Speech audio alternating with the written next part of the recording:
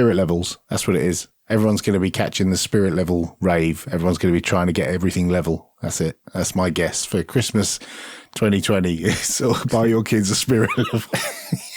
Little Zen gardens. Rake your sand, kids. Yeah. Pay some YouTuber to show off his spirit level collection. The new show 14. I'm Joe. I'm Alan. And I'm Dan. And we're back for the last episode, at least for a little while. Thank you everyone who has supported us on Patreon and indeed everyone who has downloaded and listened to us. The Patreon will pause in early November after everyone gets charged for October. So the question everyone wants to know is, why are we doing this? Why are we stopping? It's your bloody fault, isn't it, Popey? Yeah, kind of. A minor circumstantial change in the Pope household means that I just don't have the time to do this anymore. And it's very difficult to juggle it in amongst being a single parent. So I just don't have time, unfortunately. So yes, blame Popey. Yeah, but not necessarily this one. Yeah, I mean, it's 11 o'clock on a Monday night for you. And, you know, you must be pretty tired now, and it's not something we can expect you to commit to. So, yeah, we'll end it. We'll see what happens. We might come back at some point when circumstances sort themselves out, but who knows what's going to happen. Right. The first question then. What advice would you give your 18-year-old self? Don't get married. Dumper. Wow. Run and never look back. Don't get married if you want to do podcasts indefinitely. What's a podcast, Grandad? Oh, you'll see, young man. Obviously, I would tell my 18-year-old self to buy shares in Apple or Microsoft or some, company which is very strong now, 30 years later. Is that advice or is that cheating? I think that's cheating. I don't think that counts as advice. Oh, okay. Okay, a good bit of advice then. I had this thing when I was a kid where I used to wonder how things worked, and I still have this thought process that I could take something apart and learn about how it works by opening it up and looking inside, and then I could never get it back together again and end up throwing it away. And I did that a lot as a kid. I would take apart electronics, and now I think back at some of the things that I took apart that would now be quite valuable if I hadn't taken them apart. So, yeah, I would probably tell myself, stop getting into the habit of taking things apart to understand how they work. Let someone else do that and then read their manual. Don't try it yourself because you don't know what you're doing, you idiot. Probably the thing that would have made the biggest impact on my life is to stop trying to seek validation from other people and just do things because I like them or I want to do them, and not be a people pleaser or someone who's focused on, making someone else like you or anything like that. Like all these notions of popularity all stem from this thing too, of this insecurity in yourself. And so, yeah, I would say to my 18-year-old self to focus on making yourself happy, even if that makes other people not super happy with you. Be okay with breaking off relationships with people that don't contribute to your happiness. And be okay with moving on from situations that you don't find value in. I think if I was 18 and an older me told me some life-affirming things like that, I would probably say, get lost, Grandad. That's stupid. Duh. I'm off down the pub. And I don't know how I could convince my 18-year-old self to actually listen to Grandad Popey. I just think he wouldn't. And I don't know why. It would seem weird at the age of 18 to have it would be interesting and, sci-fi amazing, and I wouldn't have a smartphone to take a photo and prove that this thing happened because smartphones didn't exist when I was 18. I don't know. I think I'd actually have a hard time being able to even convince my 18-year-old self of anything. Yeah, you wouldn't even be able to convince him to accept the sports almanac. Mine is a bit boring, really. And I suppose it's the best advice that I feel I've ever been given by someone else. And that is, buy the best tools you can afford, and eventually you'll be able to afford the best. And it doesn't matter what industry you're in, whether that's IT or whatever. But if you buy the best computer you can afford, then it will facilitate you doing the work that eventually will pay you well enough to buy the best computer. And similar with any other trade. And so that's the boring one. I suppose the more exciting one would be have a greater variety of experiences and don't do the same thing over and over again. Is that to provide you with content for podcasts later in life? Yeah, I think so, yeah. Yeah. And just don't be quite so set in your ways, he says, using XFCE, etc. I just am very set in my ways. But when I was young, I did have some experiences that there's no way I would have now, going to like illegal warehouse raves and stuff, which were bloody good fun. And I should have done more of that sort of thing, that sort of spontaneous, let's just do this crazy thing. Because once you get into your later life and you have to be a bit more sensible, you can't do stuff like that. So, yeah, I think that's what I'd advise him to do. And I think that he would probably say, all right, yeah, let's do it. Yeah, I definitely agree with that kind of idea of taking risks while you have plenty of opportunity to figure yourself out and course correct. I always had this kind of idea of like settling down and taking myself so seriously, like right out of high school. And it was completely detrimental to my growth as a person. I think that it would have been better to just take risks and do crazy stuff and not care so much about needing to achieve this or do that before this age, because it's not going to happen anyway. You know, like your life just kind of folds out whatever way it does, and you can't force a certain view of success. So you might as well just pursue fun. Yeah, and I think I would have said, listen to your older brother when he says that you have to go on tour if you're going to make it as a musician. And those people you're in a band with who are tied down by jobs and therefore can't go on tour, ditch them and find some other people to do a band with. And then there's maybe a 0.0001% chance that I would have made it as a musician, and I wouldn't have to be talking to the likes of you lot to make a few quid. Don't worry, you're not going to have to do that for much longer. Oh, yeah. Excellent. What's the longest relationship you've had with someone online without ever meeting them? By relationship, do you mean like a romantic relationship, or do you mean like a friendship? Either. For a romantic relationship, I think like 3 months. For friendship, that one, I think there's probably some that are going on like 15 years now. Yeah, same for me. I've got some friends, although not that many. I seem to have lost touch with a lot of them. But yeah, around kind of 14, 15 years-ish for me, I would say. And these are people you've never, ever met? Yeah. Huh. How did you meet them? Forums. Can I just like stop? I can't believe I just said the word e-meet. I've seen it in emails where people introduce people and they say, great to e-meet you. And I just want to vomit immediately. So I can't believe I actually used that verbally. I'm sorry. Well, it's there forever now on this podcast. But forums and stuff generally. Yeah, for me it was a Dragon Ball Z role-playing group on AOL Instant Messenger. That you still keep in touch with these people? Occasionally, not like, it's not like I talk to her every week or anything, but yeah, like every, couple months or whatever, just check in like, oh, hey, happy holidays or, that kind of stuff, or how you doing? I don't know. I have friends that I met in person though, too, that I don't see them all the time. They're just like, every quarter, see how you're doing. I find it really difficult to think of anyone because I've met most of the people I keep in touch with. I think of like work colleagues because we're a remote company and there are people who I've chatted to online, either video or, emails and stuff. And then I end up meeting them at a conference or a sprint or something. So I'm really racking my brains to think of who I know, who I have never met. And the closest I can come to it is there are IRC bots that I talk to that I've talked to for years and I've never met them. That's quite sad, man. And what's the longest relationship you've got with an IRC bot then? Years and years, like 10 plus years. The original story that inspired her. Yeah, the movie that my wife said, that was terrible. It was just some bloke talking to his phone.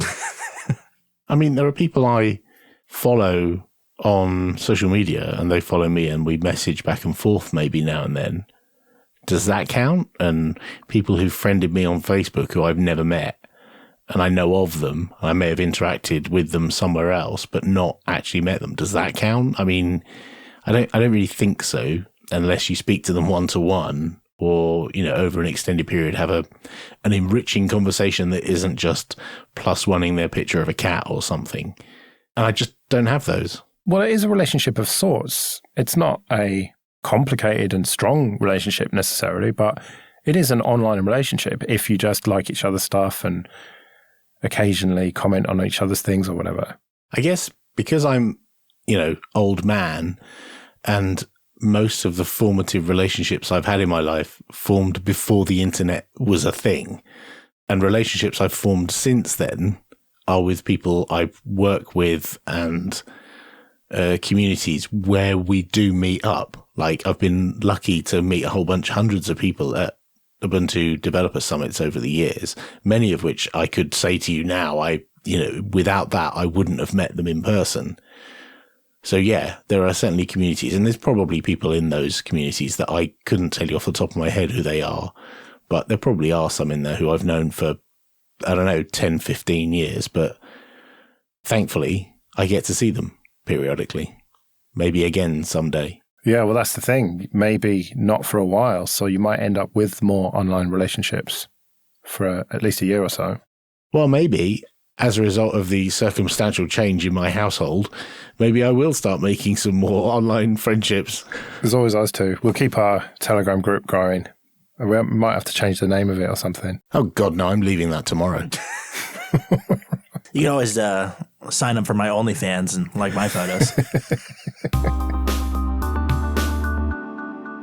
What makes a podcast so time-consuming? I don't know. I do the easy part.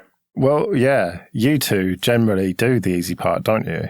Especially for this show where it's not, we don't have to do a bunch of research or anything. This is just stupid, some sensible questions, and then we just answer them. I mean, that was kind of people asking us, why don't you have time to do it anymore?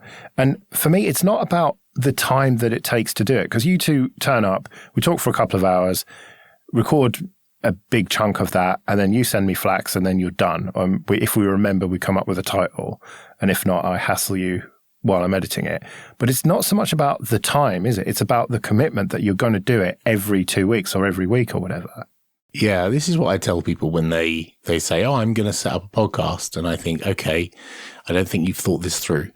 Given that I've been doing the Ubuntu podcast for nearly 13 years now, and that is a significant chunk of anyone's life to do a podcast for 13 years and crank out an episode every other week, modulo holidays and, breaks. It is a significant, not just a commitment that you're going to sit down and actually do it regularly, but also the commitment to creating something new and interesting for people to listen to. And that is a burden to take on. At the time when you're planning to record that podcast, whatever day of the week you plan to do it, you can't just decide, no, I'm not going to do it tonight and sack it off and go and have a beer and go down the pub. A normal person who doesn't make podcasts could just say, tonight I'm really tired, I'm just going to go to bed, or I'm going to go down the pub with my mates, because you can't. You've got a commitment.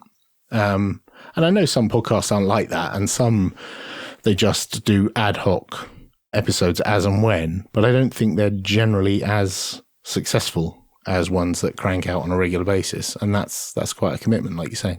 Yeah, I would agree with that. It's not so much the time that it takes out of a given day, but there is the scheduling aspect of it. And especially for like our situation where there's three of us, that finding a time that we can all of us commit to regularly is a little difficult.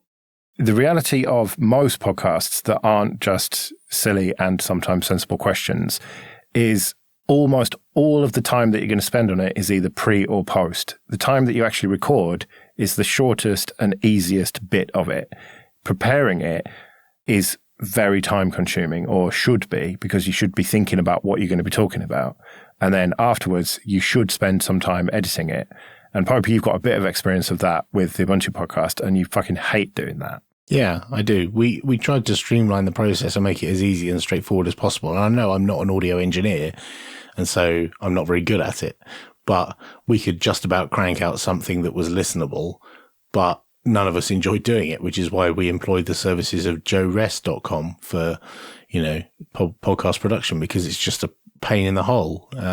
And as Joe has said many times, if you put out shit sounding episodes, you'll never know if you lose an audience, because they just don't bother coming back, and they won't write you an email to tell you your audio sounds like shit unless there's someone like Joe who actually wants your audio to improve. So it's a lot of additional hassle doing all that post-production.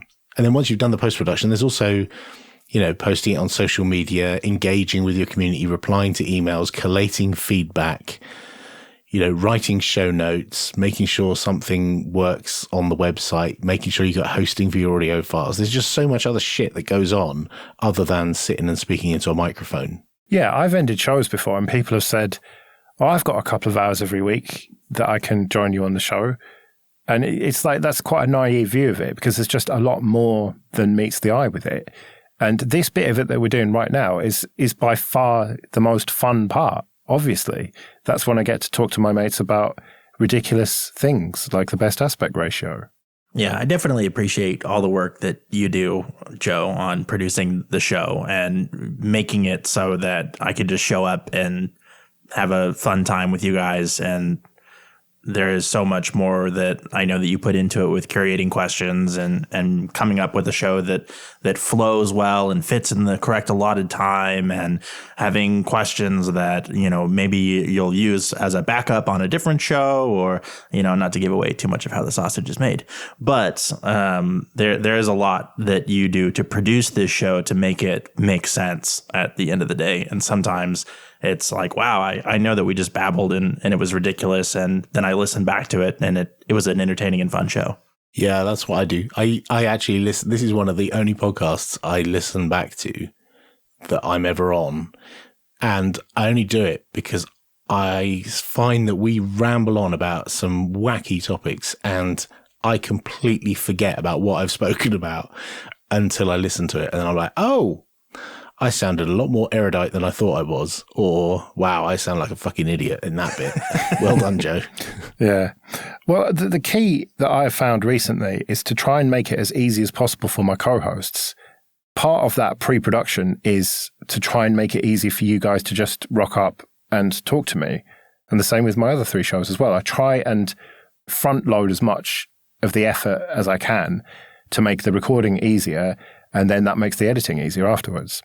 So, in conclusion, don't start a podcast. It's a massive load of ball ache to make it any good. This episode is sponsored by Datadog, the monitoring and analytics platform for comprehensive visibility into your Linux environment. By uniting metrics and events from servers, databases, applications, and more, Datadog can easily give you a unified view into your entire infrastructure. Easily identify hidden sources of latency, like overloaded hosts, by monitoring server metrics alongside application data. With machine learning-based alerts and features like anomaly detection, Datadog can also help you to monitor and alert on the health of your servers in real time without alert fatigue. Start your Datadog trial today by visiting datadog.com/thenewshow. Start your free trial, create one dashboard, and you'll get a free Datadog t-shirt. That's datadog.com/thenewshow.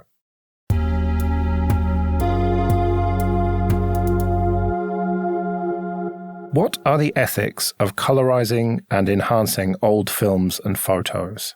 I think it's a somewhat ludicrous premise to suggest that this is anything other than remixing existing content. It's not any different than the Beatles put a song out and someone makes a cover of it, or think of any band and somebody else makes a cover of it. They're taking something that already existed, whether it be a photo or a bit of cine film, and they're modifying it for a different format or a different style to make stylistic changes to it.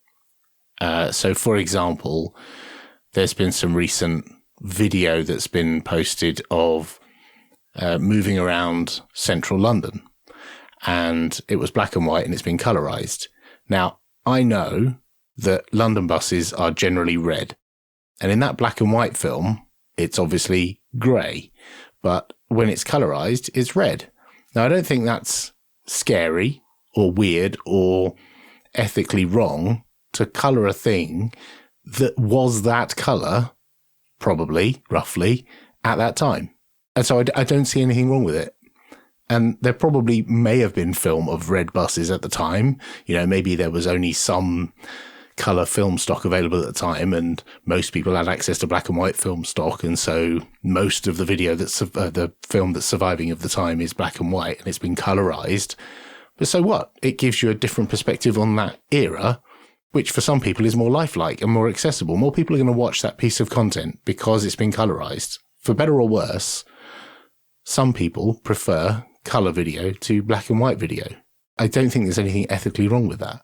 Yeah, I guess I have a hard time finding some way that it could be unethical to colorize a photo, especially considering, like you said, that transformations in media already happen all the time. And if you think about the potential of maybe rewriting history in some way, I mean, how many movies are really extremely accurate in the way they portray clothing or language or relationships between people from other eras?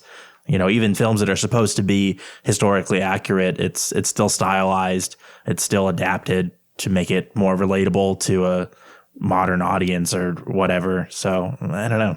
But what about the idea of historical revisionism? You've got this piece of footage and you're turning it from black and white into color and also using AI to upscale it, which is adding stuff that literally wasn't there via algorithms. It's sort of an algorithm guessing what would have been that pixel there or whatever if it was 4K before. And it's taking a historical artifact and document and source and making it not true, enhancing it in a way that is disingenuous. But what if someone takes that original film and removes the dust or removes the little streaks you get down the film sometimes, or the cigarette burns, or whatever marks that you get as part of the process? Is that now not authentic because it's been modified? I don't think so. And I also take issue with this, it's not real, because at the time it was filmed in black and white. Yeah, but the world was in colour back then. Like, the whole world was in colour and always has been in colour. Just because colour film was either too expensive, too impractical, or didn't exist yet, doesn't mean the world was in black and white. That's just stupid. The world was in colour. It's just it wasn't possible to represent it that way. And so what if someone makes a remix that looks slightly different than the original? They didn't burn the original in the process, making it, you know, transformed and then destroyed the original, so it's impossible for you to experience the original film. That's just daft. They both exist and they both have legitimate cause to exist. I guess I wonder too about, you know, what was the intent of the original photographer or videographer at the time? Like, what did they want to convey with this piece? And is it really any different to colorize a photo or a video than it is to look at an impressionist painting? That does it need to represent the scene, you know, exactly perfectly for it to convey what the artist felt about that scene? Like, isn't that probably more the point? Well, paintings are a good example of this. There was that painting of Jesus that they slightly fixed up and then just made it a complete fucking catastrophe. And that's the logical extreme of this, that it just looked nothing like the original. Right, but they destroyed it along the way.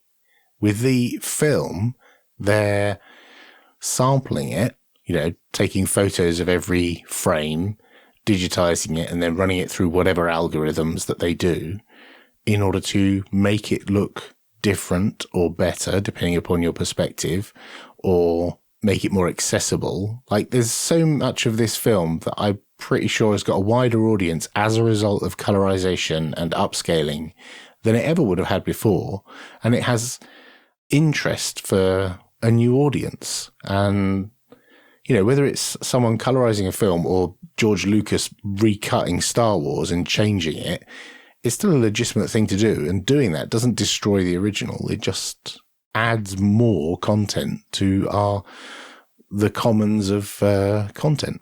It just destroys the memory of the original content. Does it? Well, it not destroys it, but sours the memory of the original content, making it so that Han Solo didn't shoot first and stuff like that. Well, if you choose to watch it, yeah, sure. If you were never exposed to the original in the first place, do you have a memory of it to be soured?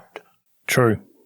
But what about when AI assumes that everyone's trousers are going to be blue because they're wearing jeans? It makes it just not a realistic representation. It's a fantasy almost. But people will watch that and think that that's how things really were, and it's a false representation of the past. Rather than there being a mystery of everything's shades of grey, it's like, okay, well, that's what it actually looked like, even though that was just some AI decided that those trousers would be blue rather than tan or whatever. Right, but the AI that turned that black and white film into something with blue jeans isn't then frozen in aspic, and there's no more revisions of that film allowed, and there's no more AI allowed to be done on that film because we've done it now and it's made it blue and that's it. Frozen forever. That's not how it works. There would have been multiple versions of that AI that probably made the trousers yellow or red or made the film upside down or did something completely wrong. But you never saw that because they never released any of those. And subsequently, if they got one wrong, which all of those early versions of the AI would have been, in inverted commas, wrong because they were, stylistically incorrect for the time, then they got it what they think was right and made blue jeans. Someone points out, well, no, that's wrong. Okay, well, let's feed that back into the AI algorithm and let's crank it out again. And we discover, oh, okay, well, they're not blue, they're brown or they're black or whatever. I don't think it's a thing that is you run once and then say, that's it, no more. We can't improve upon this in any way. And that's borne out by the fact that up until recently, there was no AI upscaling. There have been colorization of film for years, decades. People have been colorizing black and white films. The difference is now that it's way easier, more accessible and more automated. And as well as that, they can upscale it and they can maybe add in detail that maybe wasn't there previously. It's an iterative process, and I don't think that's going to change. I think it's still going to be there. I think probably 4K film that's been shot now will get upscaled to like 50K or whatever in the future. And people will be like, oh, that's not how the original director intended the 4K footage to look. Oh, you're adding pixels. I guess, is it really that different from what we do with interpreting what dinosaurs would have looked like from the fossils, right? And like Alan said, there's this revisionism to it that we already do, where we were like, well, they're all reptiles. Actually, some of them had feathers. All of them had feathers. Wait, no, okay, not all of them had feathers. A lot of them were actually reptiles. And we kind of go through all this changes in the artist's interpretations of what they look like, changes over the years. And I don't know if that's unethical to say this is what we think it probably looked like. We're just kind of filling in the dots here.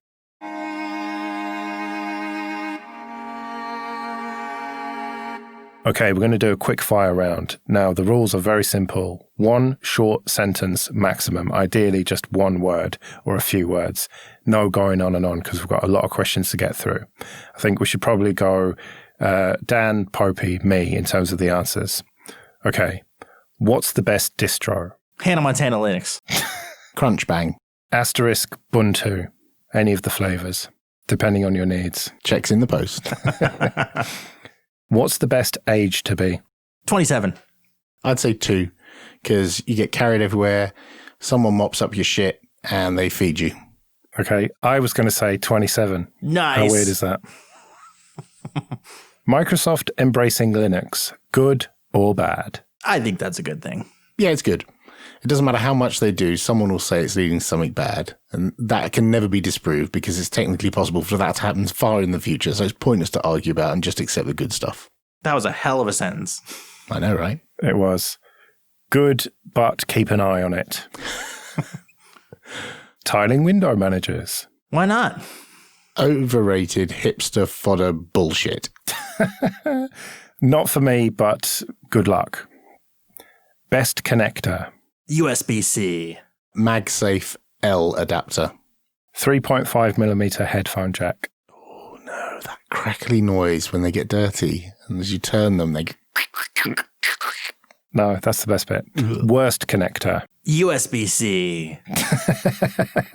Every USB connector other than USB-C. Yeah, I was going to say micro USB. That's just the worst. Or mini USB. No. Mini and micro anything suck. All of them. Yeah. USB-A is shit because it's non-flippable and it's huge. And all the others are shit as well, except C. Yeah. Is it okay to piss in the shower? As long as you don't shit in the shower. Yes, if you can reach the toilet from there, sure. Yes, as long as it's yours. What, your piss? Why would you have somebody else's piss in your shower? Weird.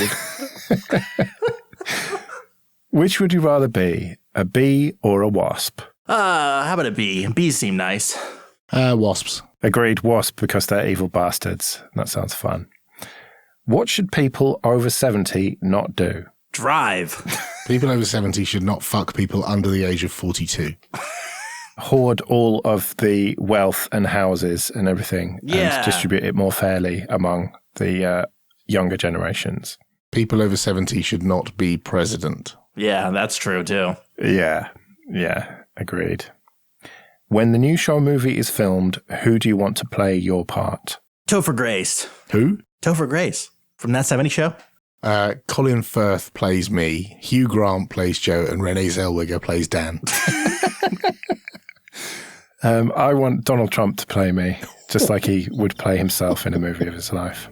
Oh, wait, surely that means you play you. Yeah, no, I'll play him and he can play me, maybe. Okay, good luck getting that hair. Well, I can have a wig like him. Will the show come back?